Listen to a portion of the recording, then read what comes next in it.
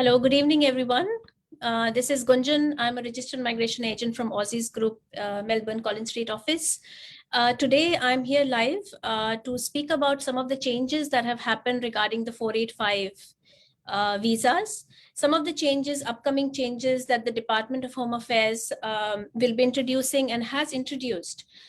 Taking into consideration the people who were affected or who are on 485 visas and the people who are affected who are on the 494, 487 and the 491 visa holders as well. In this session, I'm also going to speak about the 482 visa requirements.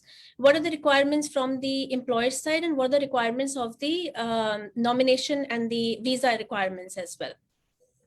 So I've made a small presentation related to the recent 485 visa requirements. And if you have any questions, guys, feel free to ask me in the comments section. I will try to answer as many questions as I can in the live session, and the questions that I'm not able to answer, I will try to answer them after this session as well. So I'm going to share my screen again and I'll leave my contact details as well. If you have any questions, feel free to ask me. In the end, yes, I will have a question and answer session, but keep asking me questions in the comment section and I will try to answer as much as possible. Thank you, guys.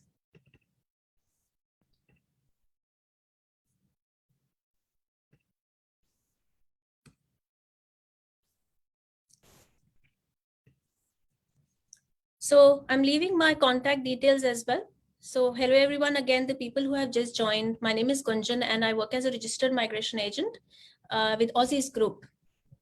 As everybody knows, Aussie's Group has more than 15-20 years of experience in the migration industry, and we have registered migration agents and qualified education counselors that work all over Australia, and I'm based in Melbourne Street, Collins Street office. Okay. So a little bit about the reopening of borders. As everybody is aware that the Department of Home Affairs has opened the borders. Now, one of the common questions I'm usually asked is that who can enter Australia? Can my parents come? Can my brothers, sisters come? I'm holding a bridging visa B. Can I come back to Australia without any travel exemption? So last year when the rules were really strict, the travel exemption was required for the partners. There were exemptions required for parents for compelling and compassionate circumstances. However, from 21st February, Australia has opened to fully vaccinated visa holders, but if you're not fully vaccinated, you still need a travel exemption to enter Australia, and you will be subject to the state and territory quarantine requirements as well. There was a change for the working holiday visa holders as well who are currently offshore, and the next 12 weeks you'll be eligible. There's a refund requirements as well. So a lot of questions are coming up. Am I eligible for a refund if I lodge a visa application? So student visa holders who are currently offshore, who comes to Australia with the 8 weeks, the department had mentioned about the refund of the visa application charge. And even the same goes for the working holiday visa holders. That's the refund requirements. And as borders are reopened, people can enter Australia without travel exemptions. Now, this is the most common thing going on about the 485 visa changes. I understand what the students have automatically been extended the 485 visa. And some of them have received, some of them have still not received. So a lot of questions are coming up that why haven't I received the 485 extension till 30th September 2022? So, sorry. So on 18th of February, there are certain temporary graduate visa holders whose visas have been extended to 30th September 2022. Now, to be eligible for this extension, you need to also understand that you must have been outside Australia during these critical dates. So between 1st Feb 2020, that was the peak time of the COVID, and between the 14th December last year, 2021. So between this period, you must have been outside Australia. If you have been in Australia during the whole period, you are not eligible for the 485 extension. Also, you need to understand that you must have held a 485 visa, which was in effect during the time it was seized, or it should have ceased before this year, October 2022. Your visa must not have been cancelled. So if you had a visa cancelled and you have not been granted another substantive visa, had any visa cancellation because of breach of any visa condition, then you're not eligible for the visa, the 485 extension. If you and your partner are, you have a partner dependent on your 485 visa, they will also be automatically extended. It's not only for the primary applicant, it's all for all applicants. You don't need to apply for this visa specifically, this 485, which has been granted till 30th September 2022. I get the questions that, do I need to apply for it? No, you don't need to apply for it. And there is no cost associated with it. The department has just been generous enough to give this visa to people who have been affected by the pandemic, who were not able to enter Australia due to this COVID border closure because of the scare. It was because of the COVID. So again, if you have been outside Australia between 1st Feb 2020 and 14th December 2021, you will get a temporary, you will get an extension from the department, but you need to keep in mind that you had to held a 485 visa. This is not for applicants who did not held a 485 visa. If you held a 485 visa, only then you are eligible for this extension. If you never had a 485 visa, then you're not eligible for this extension. Now, this is a news that the department had released. The Prime Minister had released this replacement stream visa, which is a 485 replacement stream visa. I've got question and answer questions here, which I can address after this slide as well. So that will answer a lot of questions by itself. And also I've got my contact details at the bottom of every slide. So that's my mobile number and that's my email address. You can email me your questions as well. Now, this replacement stream visa is also basically for the department has considered the applicants who are not able to complete their work period, because at the end of the day, this 485 visa, the purpose of the 485 visa is a work visa. It's a temporary graduate work visa.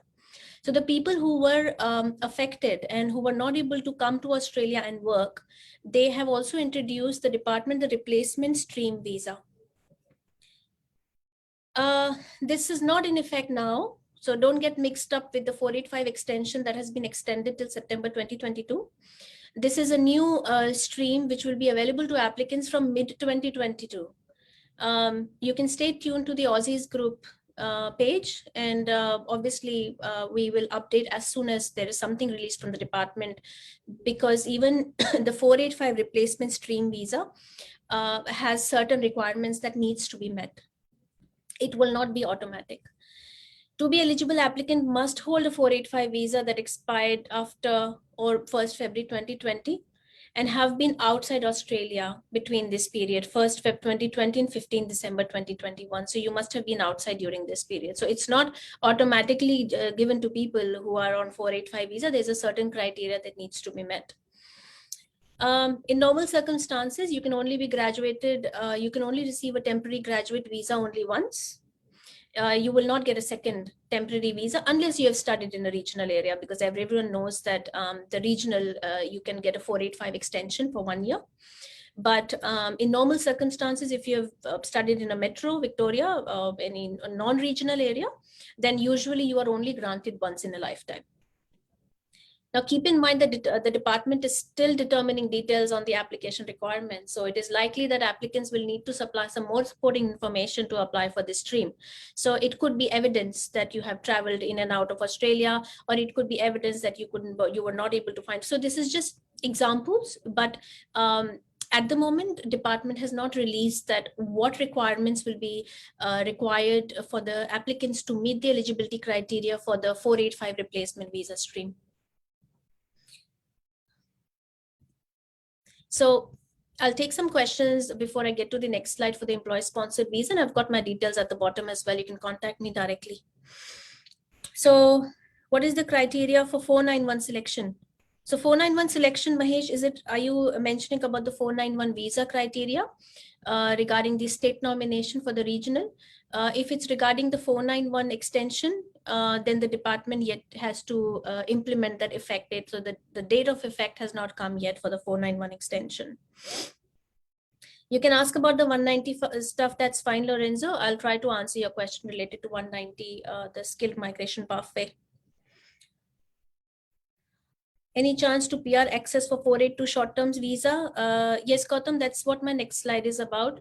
The existing temporary skill shortage 482 visa holders in the short-term stream. This is a proposed change by the department. And when will it be in effect? The date, we will release it shortly on the Stay Tuned on the Ausis group page. And as soon as the department releases, we will release when it will be in effect. But it is definite that the department has released a media release that they have said that the existing temporary skill shortage, the 482 visa holders could be in the short-term stream. I'll take one or two more questions. Ehsan, how much do you charge for 482 visa? To give you an overview, there's a very long detailed information, Ehsan.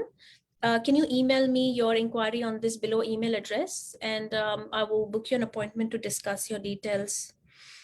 Do I call my parents in 491 bridging visa? Yes, you can apply for a tourist visa for your parents. So because the borders are open, there are no restrictions now. However, I will need to check how strong the application will be, whether they would meet a GTE criteria or not. So you can contact me for the consultation. Okay.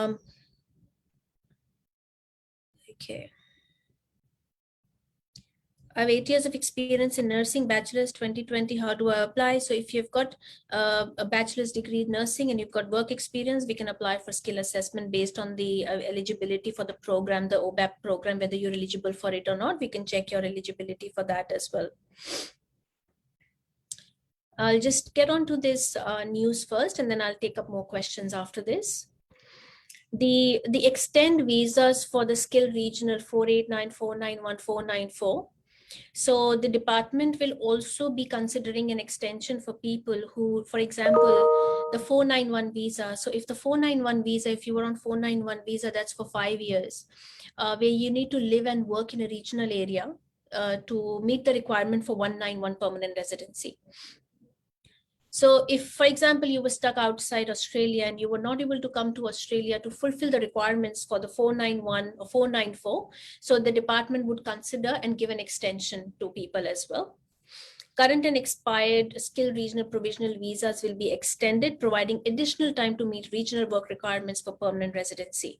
So in the 5 years visa, if you were not able to fulfill the 3 years visa requirement, then if you are left with only, for example, 1 year of visa, so if it's expired, if you were stuck outside, the department will consider the requirement to extend the visa, so you can finish your 3 years of requirement and apply for 191, which is a permanent residency.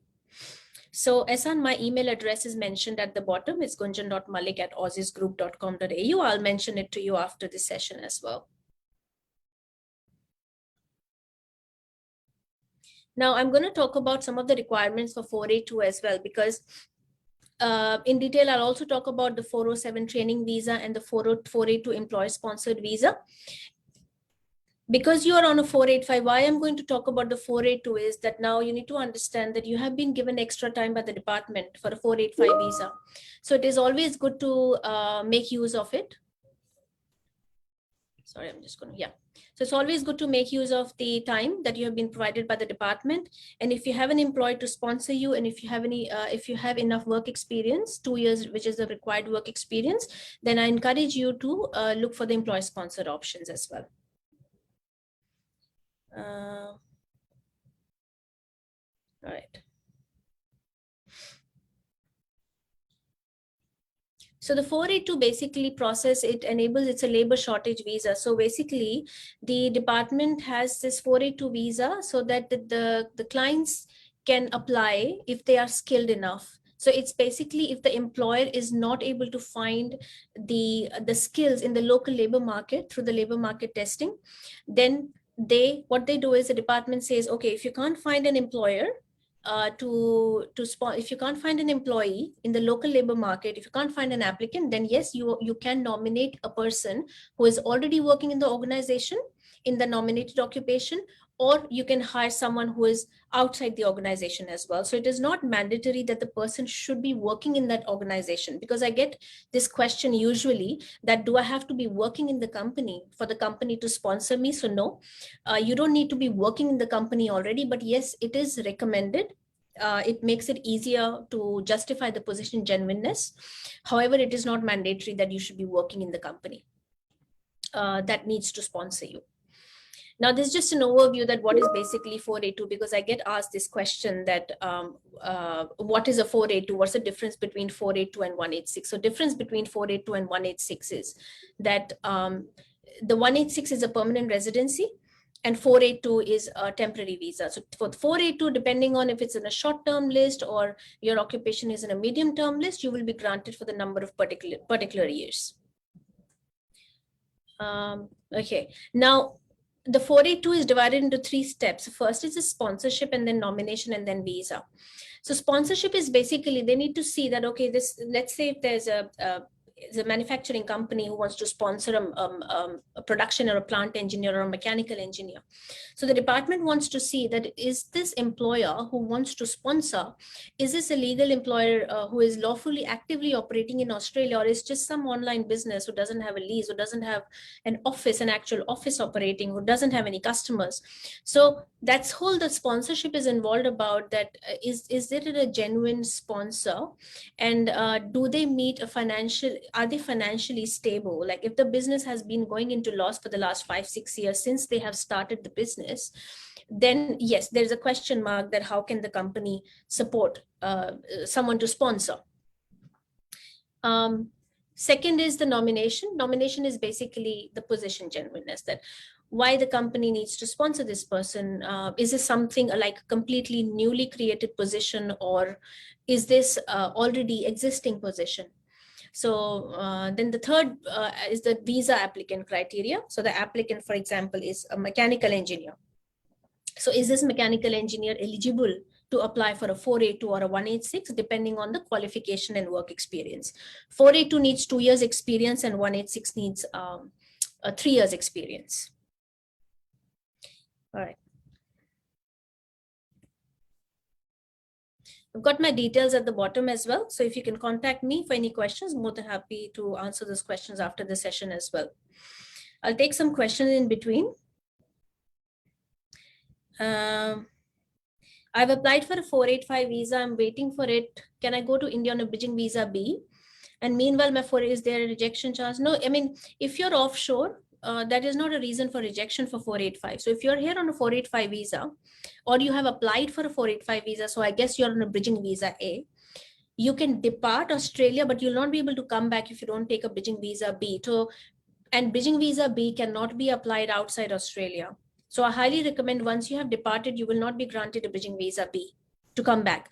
So while you're in Australia, you need to apply and get granted the bridging visa B before you travel. So I also recommend that before you book your tickets, get the bridging visa B grant, and then you can come back, and then yes, you can wait for the 485 grant as well. They're not going to, like, just being offshore is not a reason for refusal. 494 visa holders, how long they have to wait for PR?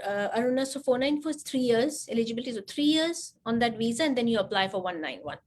However, if you were affected by COVID and you were not able to work and you were not able to enter Australia on a 494, that they may grant you an extension and more time. However, if you have been in Australia and you have not been able to fulfill, then it's a 5 years visa, enough time to fulfill the 3 years. The sooner you fulfill the 3 years, you'll be able to apply for 191, which is a permanent residency. How to add my baby to this visa extension? So get the birth certificate and passport, and you need to contact the department to add your baby to the visa. Yeah. 491 on bridging visa, yes, you can sponsor, but however, you need to make sure that when you're applying for tourist visa, that I understand the borders are open for everyone basically, but even if you're applying for a tourist visa, you need to make sure an incentive to go back, whether you're applying for a tourist stream or you're applying for a family sponsored stream. So there's a difference between these 2 streams as well. Just make sure how long you're applying the tourist visa for, because the tourist visa, obviously it's not as simple as it looks like when applying for the application. So you need to consider a lot of factors and requirements. So there are no chances of refusal.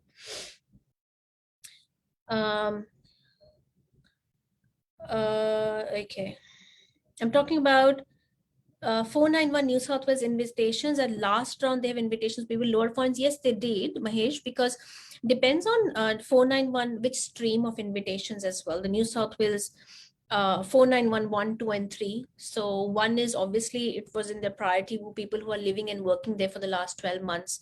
Depending on the occupation as well, I had a couple of invites for engineers as well in the New South Wales Stream 1. Stream 3, yes, there were less invitations, but I do recommend that March is the next window for the New South Wales 491. So if you're eligible, then you do. There's no like a particular quota they have released that this much has been filled. So it's all about, you just need to apply and wait for the New South Wales regional invitation. And on the side, keep looking for the other state nominations as well and other visa options for yourself, Mahesh. Honey's asking 482 visa requirements in horticulture and farming diploma of production. So yes, you can apply. So with 482 visa, you need to hold a certificate though, a minimum certificate requirement and plus 2 years of experience. Now that 2 years of work experience should not be casual.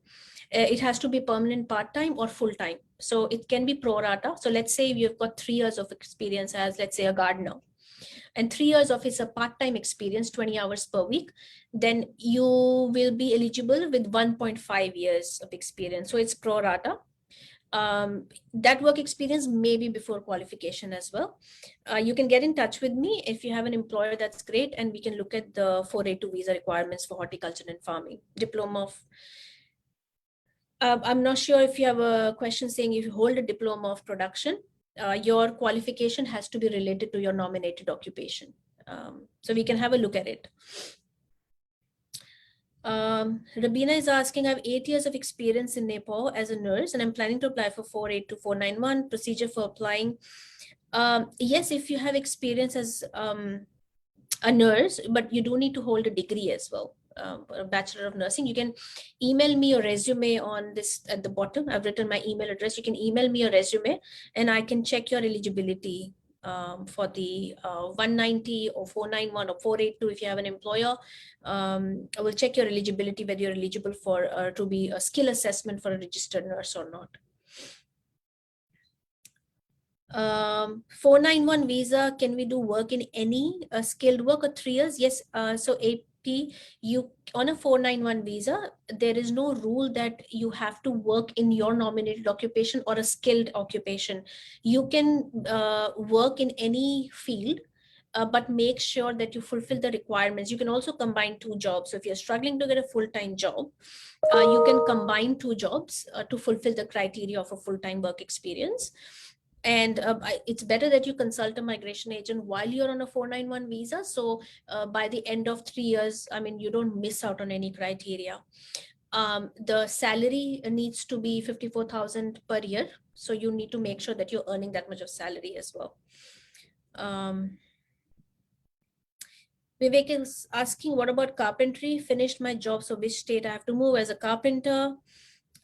Trade, I mean, Victoria opened chef and cook, so I'm not sure if it's too much to ask for other trades as well. It's a little bit tricky because by June, July, when they will finish this program, so they might come up with more changes. But obviously my suggestion would be that don't completely rely on one state. Keep your options open and understand that if you have a job in any other state, let's say for example New South Wales regional area, if you're getting a job and you have still got your visa left, then why not try the New South Wales regional option as well. You can get in touch with me on this mobile number and email address at the bottom, and I can arrange a consultation to discuss. I'll get on to my slides and then I'll take more questions after this session as well. So a little bit more about the 482 visa process. So like I said, the employer needs to be have an approved sponsorship. So you can apply all 3 together. Like you can apply for sponsorship, nomination, and visa. You don't need to wait for the approval. However, if you have still got your visa left, I do recommend get the sponsorship approval, then apply for nomination and then visa. Some of the documents, most common questions I get that what kind of documents my employer needs. Even this is for employers as well. You can show this to your employer as well, that this is what you will need. Because when I get calls from the employers, I'm generally asked this question that what do I need to provide? Also, the documents provided to the migration agent remains confidential, and the only party that is that those documents is released is the Department of Home Affairs. So you also need to make sure the employer is in confidence that the documents will remain confidential. For example, lease agreement, business activity statement, bank statements, um, evidence of cost. This is usually not required, the evidence of customers, but it's only if I feel that it's a weak application or the financials are not that strong, it's a weak financials, then I may require letter from accountant and other evidence just to show that the business is running and ongoing. Now, the 482 nomination includes labor market testing. I'm usually asked, do I need to do labor market testing or not? It is highly recommended because it helps to prove the genuineness of the position as well. And labor market testing is mandatory. So the case officer, high chances of refusal of application if the labor market testing is not done. There are certain exemptions for labor market testing. For example, if you hold a particular a country of passport and then you have worked in the company for 2 years, there are some exemptions. However, do consult a migration agent before you do not do a labor market testing. So the labor market testing needs to be done for 28 days. So Job Active is a mandatory site. So if you've advertised the job on these 2 sites, 3 sites, and you've not done the Job Active, which is the Australian government website, then you will not meet the labor market testing requirements. So you need to make sure that you do the labor market testing as well. What is the evidence when you do a labor market testing? Also need to understand that the job doesn't have to be posted just for the sake of it. So you need to understand the relevance of labor market, why the labor market is being done for the 482 process or the 186 process is that the department needs to be convinced that the employer tried to find a skilled person in the local labor market who's a resident or a citizen, and they were unsuccessful to find the candidate. So for example, the position title has to be correct, the duties and responsibilities have to be correct, the salary has to be correct. Like if the job advertisement said that we are providing like a 60 to 70K and the employment contract actually has 90K, so that labor market testing is not done correctly. So you need to also understand and make your employer aware that the labor market testing should be done correctly for the purpose of the for being eligible for the visa application, for the nomination application.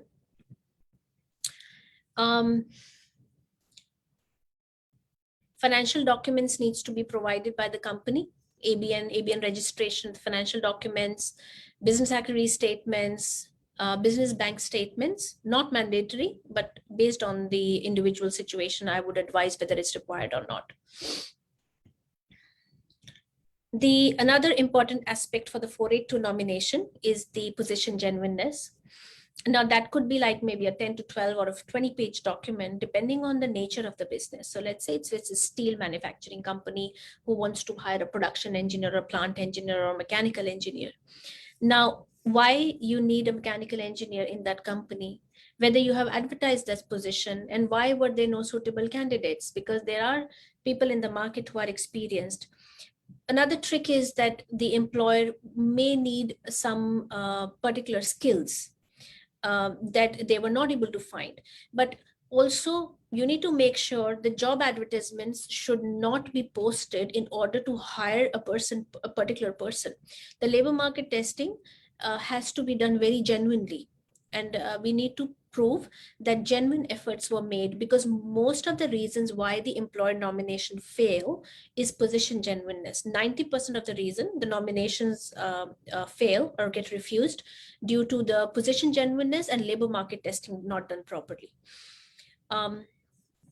Why the nominee, why that mechanical engineer is an ideal candidate for the position? How much is your experience? 482, you need 2 years experience, again, plus a qualification which is relevant. So if you've got a bachelor's of accountancy and you've got 2 years of experience, it will be a bit tricky to justify why that person is considered skilled and eligible for the 482.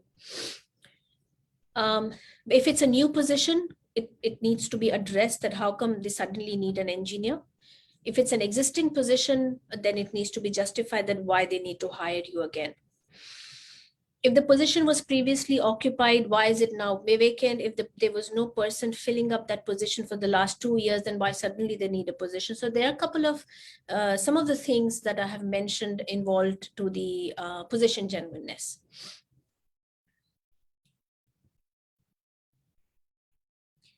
I'll take up some questions before I end. So please feel free to, I'll just check if I have missed any question in the beginning. Okay, any chance to PR access for 482?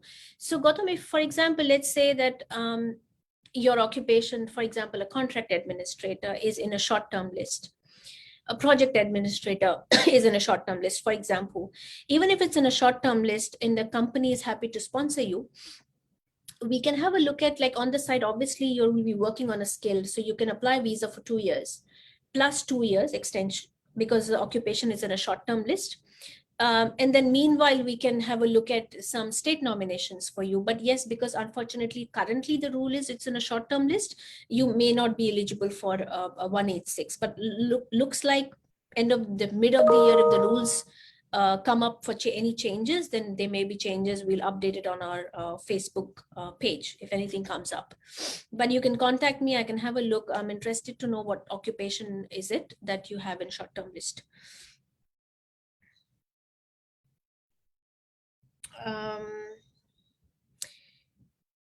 Okay, how to add my baby? So you need to get the passport and birth certificate. Current visa is going on. My current visa 485 is going on, about to expire on 18th October 2022. I'm outside Australia. So yes, I mean, the borders are open now, so you may probably arrive back in Australia, and you can apply for replacement visa. However, I may not be able to like give you an assurance now, because the department, like I said, still needs to determine that what kind of people who will be eligible and what kind of supporting documents. But by the looks of it, if you were stuck outside, since you were granted the TR, you may be eligible, but let's wait for the further changes before we come to any decision. What about the people who are in Australia and have applied for 485 visa? The processing time is varying a lot. Sometimes I get grants in 1 or 2 months. Sometimes I've been waiting for 6 to 7 months. The 485 visa, if you are probably in a rush to have it granted, you may maybe just ask for an update from the department, but they usually don't like it if you call them and ask for an update, because they just say, okay, you just wait for the decision. I usually try to lodge a decision ready application, get your medicals done, provide your police check, just make sure that all the documents are attached to your online application. That helps the case officer to take a decision faster. All right, I'll take some more questions here.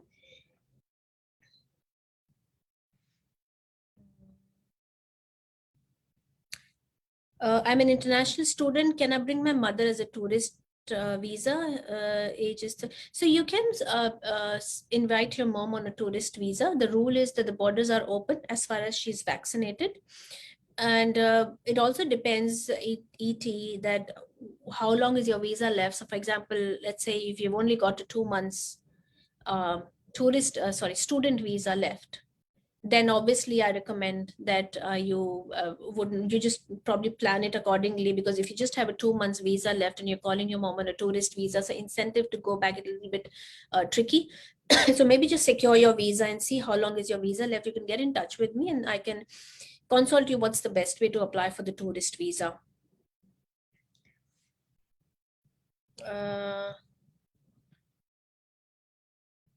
Okay, I studied in Perth, WA. My 485 expired on 2021. So you apply for 485 extension in September 2021. Interesting. Okay, so you got your grant. It's a very common situation. So look, you are eligible. So are you talking about the 485 extension, the regional extension? It is not mandatory to withdraw the 485 that you have already lodged. You can leave it in process. I assume that you're on a bridging visa A as well. So which probably, if you're already on a 485 visa and you're on extension till September 2022, they have said that you may withdraw it, but it is not mandatory. You can leave it in processing. It's up to you.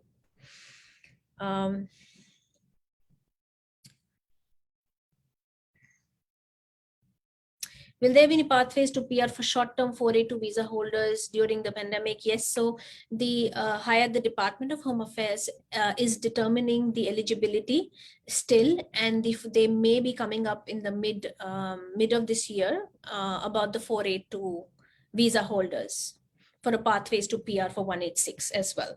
So I'm pretty hopeful that they would, because at the end of the day, they still need to fill in the skill shortage. And even if these occupations are on a short-term list, there's still a skill shortage.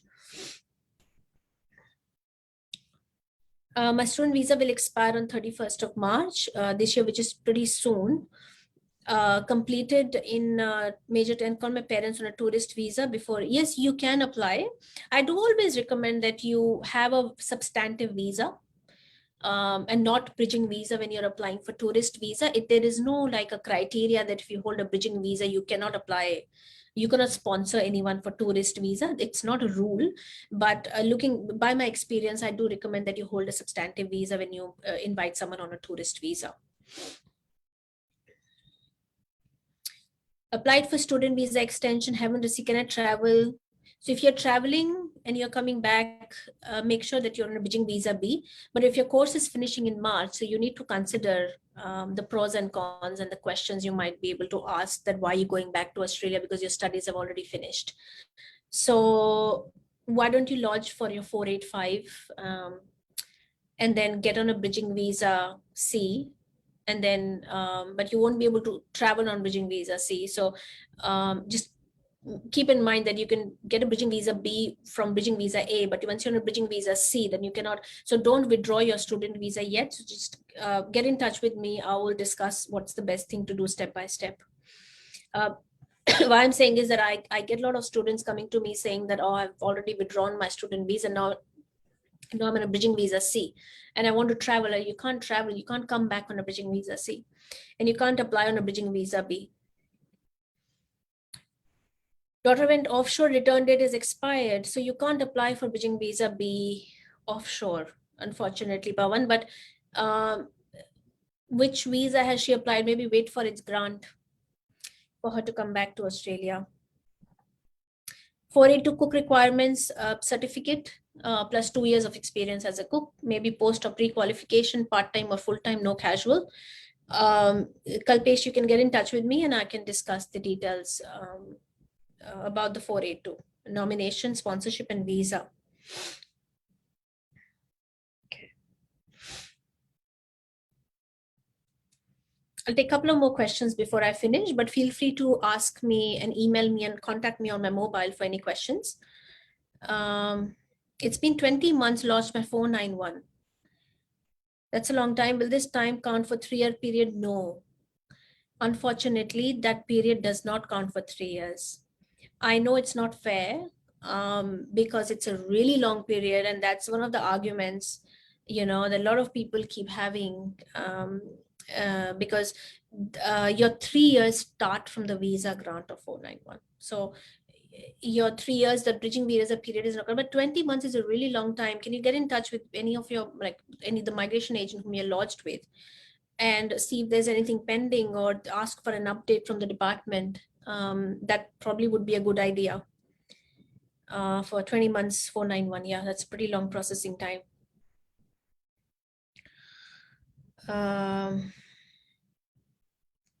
Health insurance, Nisrag, yes, you need to hold health insurance, and not the student health cover. Student health cover is only for student visa. You need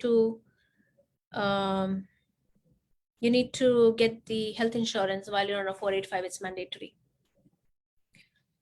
I'll take 1 or 2 more questions here.